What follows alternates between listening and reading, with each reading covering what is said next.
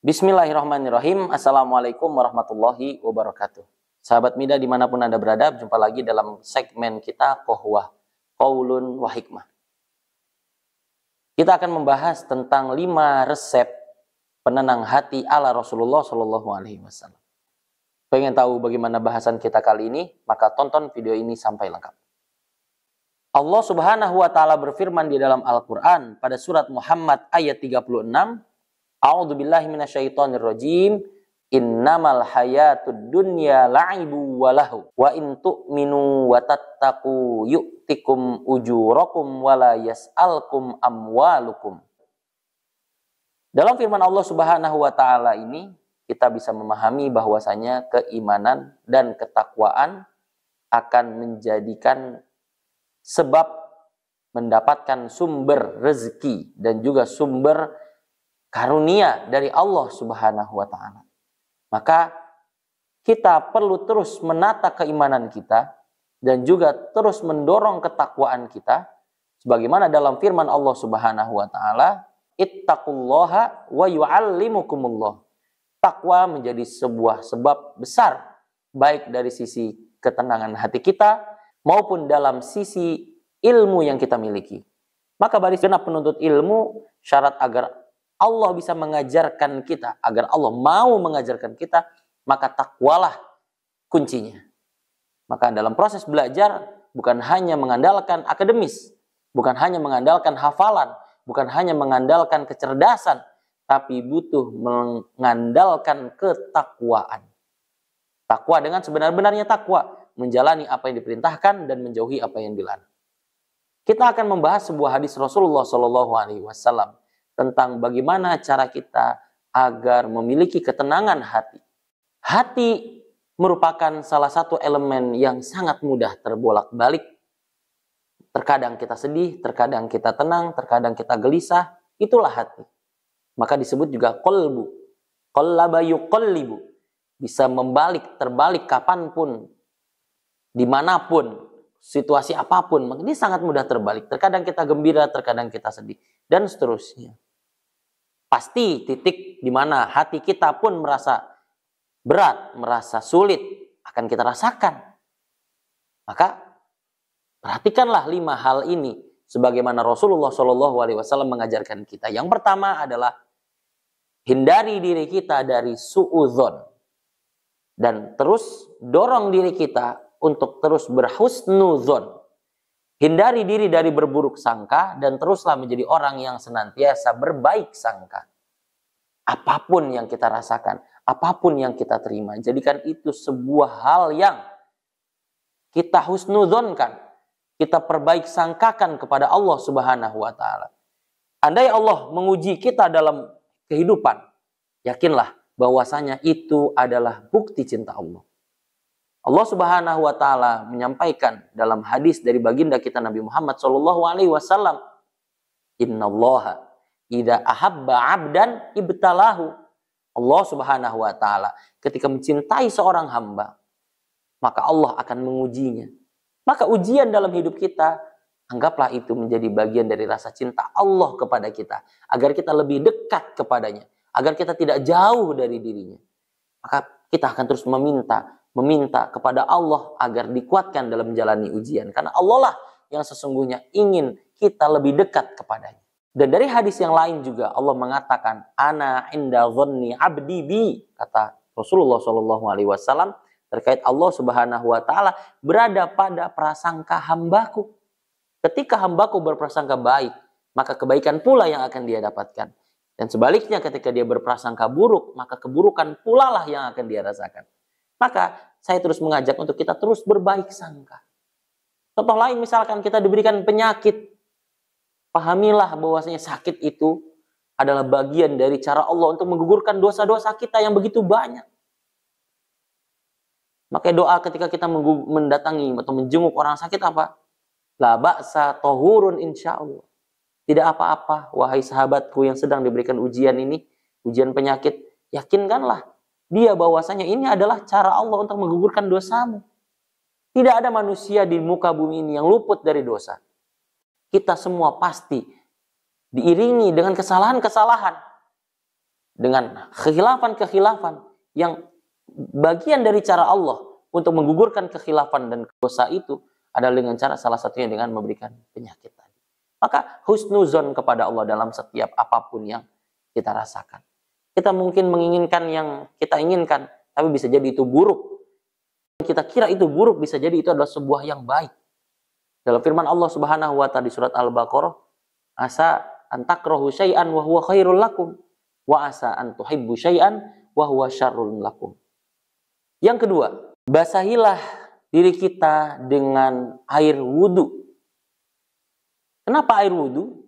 Dalam sebuah hadis Rasulullah SAW menyampaikan, barang siapa yang berwudu sebelum tidurnya, maka malaikat akan membersamai di masa tidurnya. Artinya ketika dia tidur, malaikat akan membersamainya sampai dia bangun. Dan wudu juga merupakan bagian dari syarat sahnya sholat. Maka sebelum kita mendatangi sholat, kita perbanyak diri kita dengan wudu.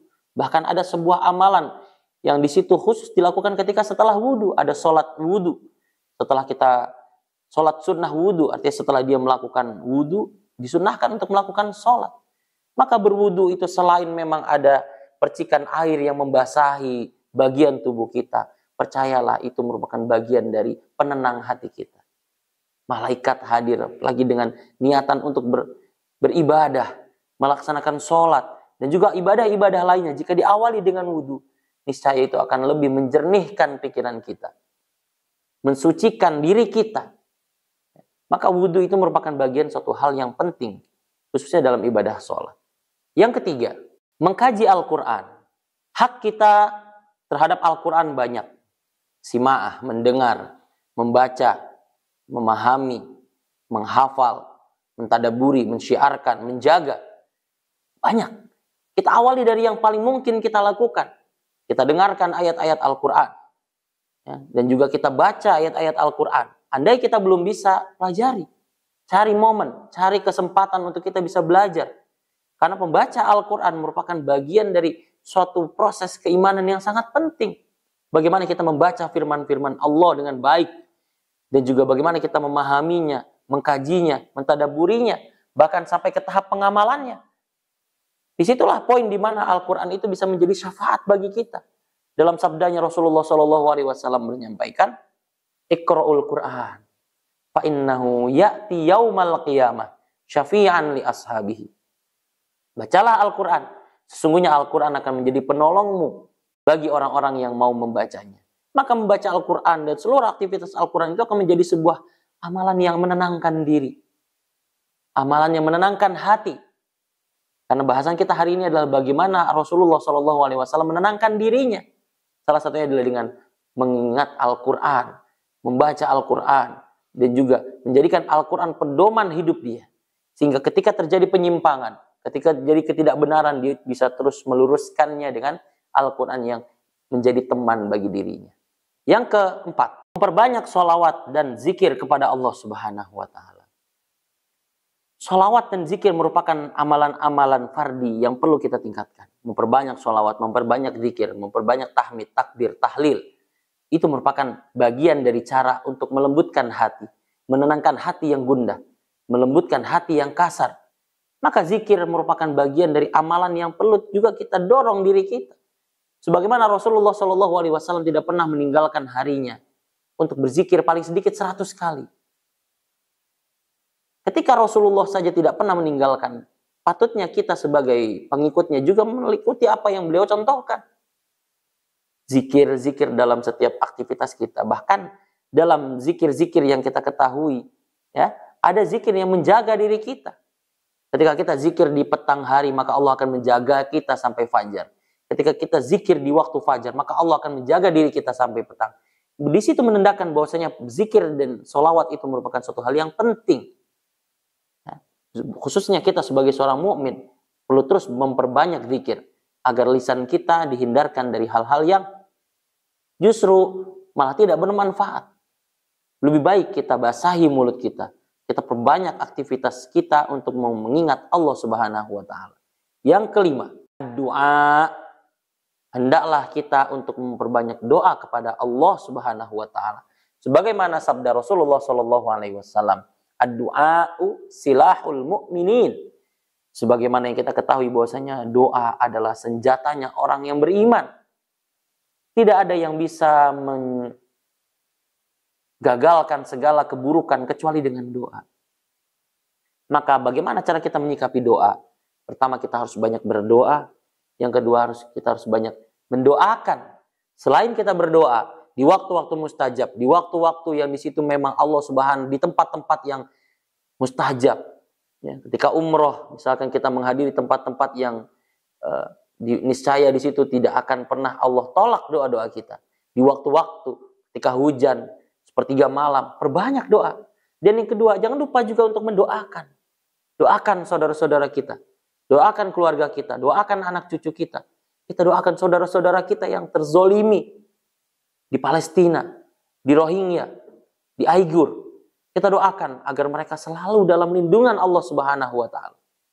Dan yang ketiga adalah minta doa. Jangan pernah malu menjadi seorang mukmin untuk minta doa. Minta doa sama orang terdekat kita. Ibu kita. Ayah kita. Kedua orang tua kita, saudara kita, ya, anak-anak yatim, orang-orang duafa, minta tolong kepada mereka untuk mendoakan kita, ya, karena kewajiban kita dalam doa itu tadi berdoa, mendoakan dan minta doa. Dan insya Allah kalau ini kita jalani, insya Allah doa itu akan menjadi senjata khususnya bagi kita orang-orang yang beriman.